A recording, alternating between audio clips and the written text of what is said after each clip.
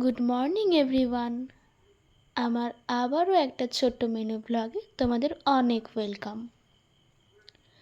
তো আজকে সকাল সকাল উঠেই ফ্রেশ হয়ে রেডি হয়ে নিয়েছিলাম। তারপর বাড়ি আসার সময় চলে এসেছিল প্রচণ্ড বৃষ্টি।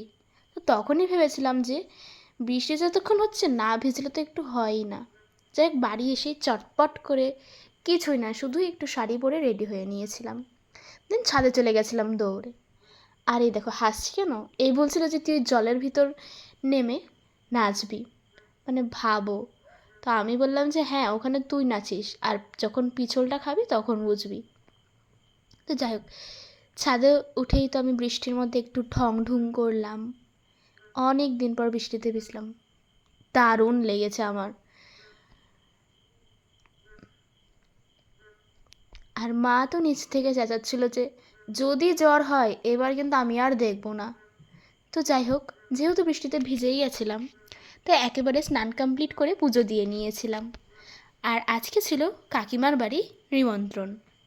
তো দেখো, 7 সমুদ্র 13 নদীর পার করে আমরা কাকিমার বাড়ি চলে গেছিলাম। আর আজকের লাঞ্চে ছিল ভাজা, মাংস, আরও অনেক কিছু ছিল, তবে আমি সেগুলো খাইনি। দেন আমরা বাড়ি চলে এসলাম।